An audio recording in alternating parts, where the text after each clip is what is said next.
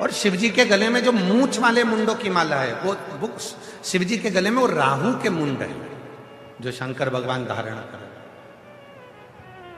राहु के मुंड। तो जिसकी पहली शादी हो रही हो प्रसन्न वो हो। तुम खुद देखो शादी में जितना दूल्हा प्रसन्न दिखता है, जितनी दुल्हन प्रसन्न दिखती है,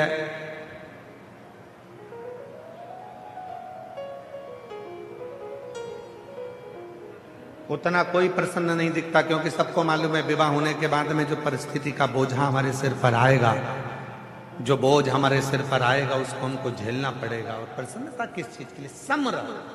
समता के भाव, उसमें कोई भेद नहीं है, समता का।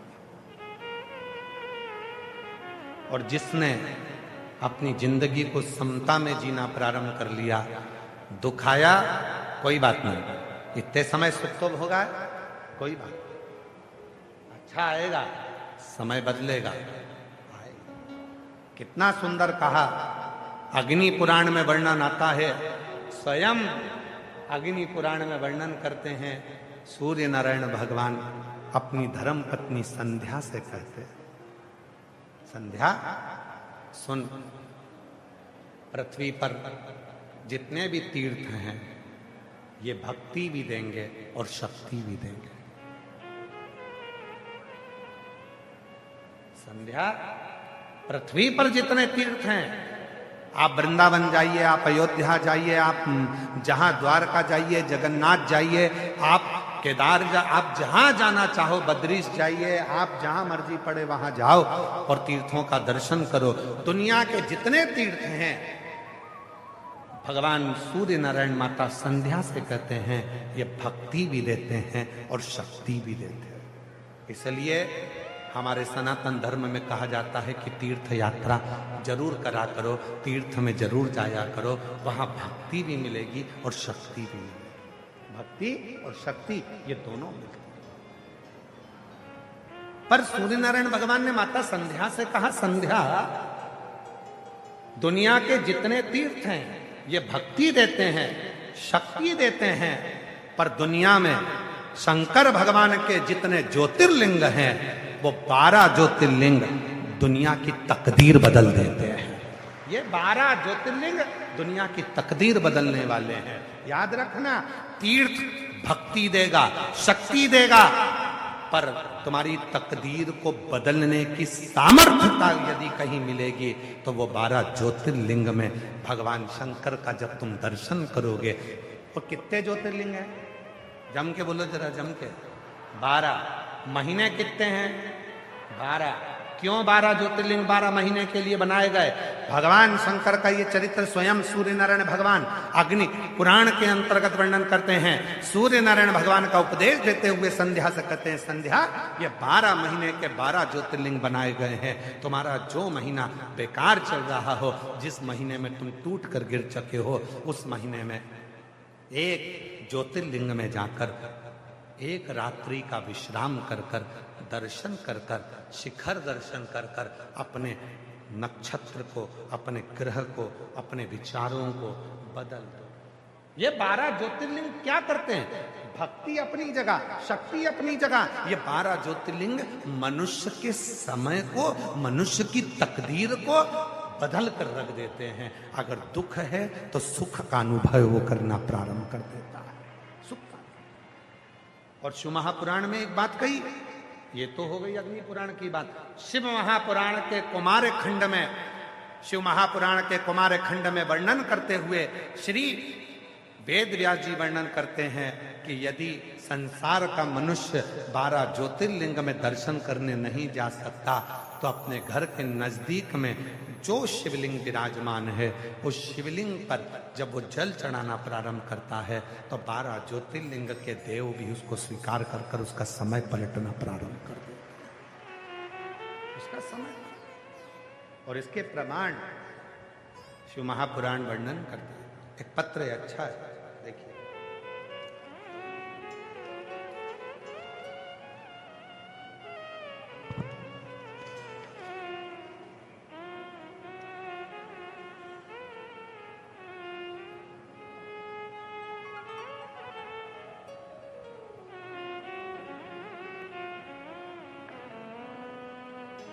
फाड़ कर। शिव कृपा करता है, शंकर करुणा।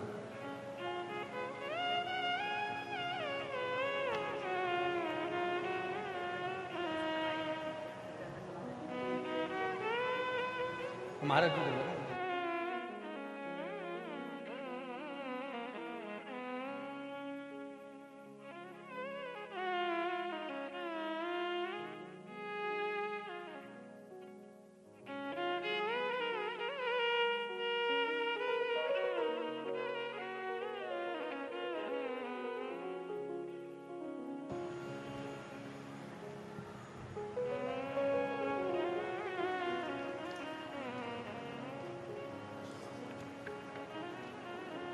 जोरदार ताली बजाएं। बाबा की कृपा, शिव तत्व। एक लाइन और बड़ी सुंदर है। तेरे दरबार की बाबा निराली शान तुझे देते नहीं देखा पर झोली भरी देखी मुख दुनिया मोड़े बाबा तू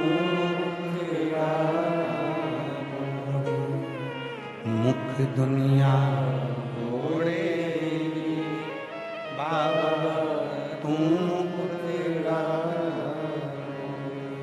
मेरी लगी प्रीति बाबा तू मेरी लगी प्रीति बाबा तू।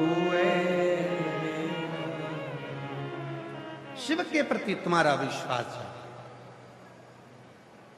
आए हो, भरोसा प्रबल रहना चाहिए, विश्वास दृढ़ रहना चाहिए। जब विश्वास दृढ़ होगा, भरोसा प्रबल रहेगा, तो जीवन अपने आप सार्थक होगा। अपने जहां भरोसा ही नहीं है, विश्वास ही नहीं है, वहां शिव नहीं।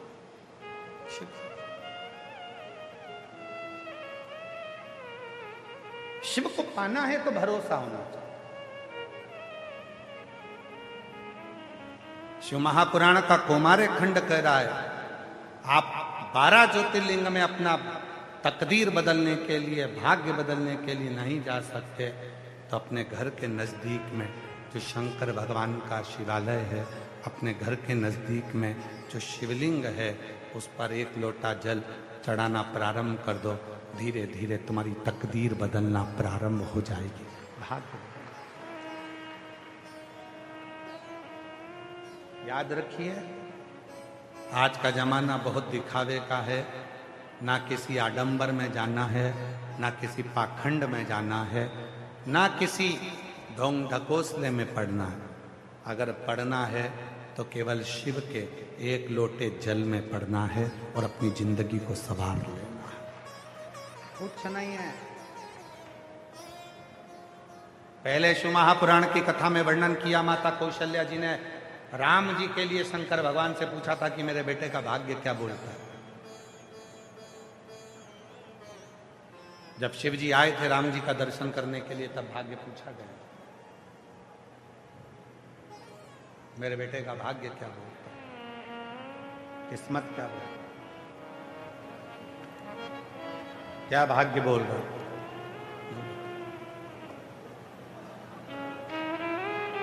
बताइए।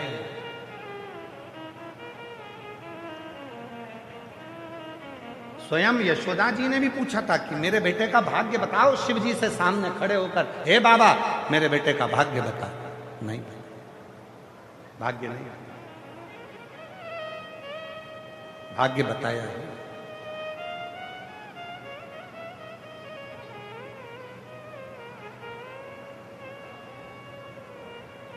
भाग्य नहीं। शिव जी ने मना कर दिया कि मैं किसी का भाग्य नहीं बताता। पर आज के जमाने में, इस कली काल में, आज के समय की स्थिति यह हो गई कि दुनिया में इतने सारे भाग्य बताने वाले हो गए, इतने भाग्य बताने वाले हो गए, और दुनिया के लोग भी ऐसे हो गए जो उनके पास जाकर भाग्य पूछते हैं शिव पुराण कहती है जब स्वयं शंकर भगवान पहली बार प्रथम वैष्णव थे शिव, राम जी का दर्शन करने गए थे, कौशल्या जी ने कहा था मेरे बेटे राम का भाग्य बताओ। शिव जी ने कह दिया मैं भाग्य नहीं बताता। यशोदा जी ने कहा मेरे कृष्ण का भाग्य बताओ, शंकर जी ने कहा मैं भाग्य नहीं बताता।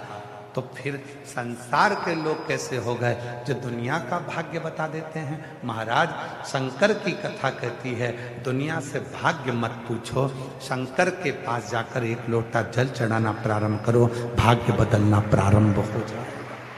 क्यों आडंबर में फंसना, क्यों इधर उधर डोलना, क्यों विचारों में फंसना, क्यों यहां वहां जाना, क्यों किस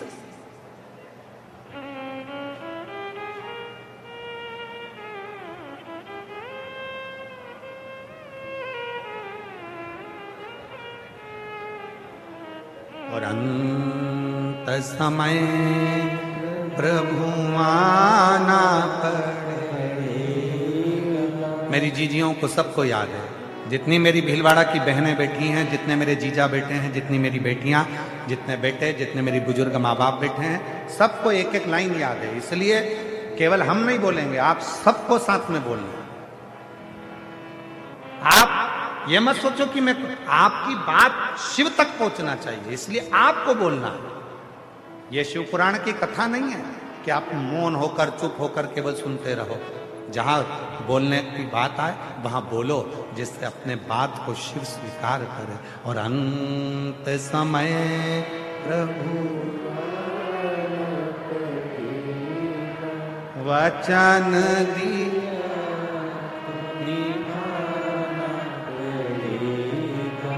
आए नाए प्रभु कुटुंब अंत समय प्रभु आना पड़ेगा, वचन दिया तो निभाना पड़ेगा, अंत समय प्रभु आना पड़ेगा। अंत समय में कोई आए ना आए पर तू आना, मेरे दुखड़ों को मिटाने के लिए तू आना, कोई दूसरा नहीं आएगा।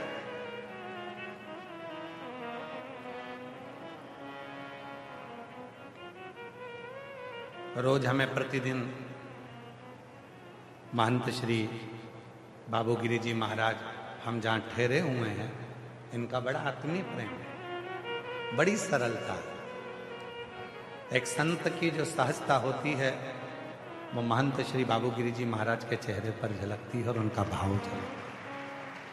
रोज हम कल भी बोले थे उनको कि आप हमें लेने मत आया करो, हम तो बाबा की कथा है पहुंच जाएंगे, पर फिर भी वो कल हमको लेने, आज हमको फिर लेने आए तो हमने उनको यही कहा कि बाबा महाराज जी मत लेने आया करो, हम पहुंच जाए। महाराज जी बोले नहीं नहीं महाराज जी, बड़ी मुश्किल से तो भीलवाड़ा आना हुआ है और भीलवाड़ा में ये योग लगा है शिव जी की कथा का, तो हमें तो मौका मिला है, इसलिए भाव सहजता सरल।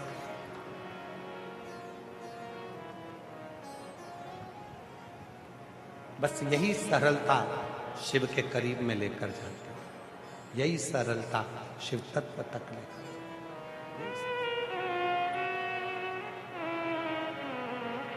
शिव के नजदीक ले जाने का सबसे सुंदर तरीका आपके भीतर की नम्रता, सरलता।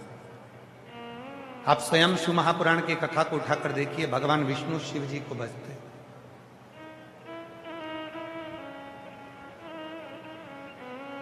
और एक बार भगवान ब्रह्मा जी के मन में संशय उत्पन्न हो गया,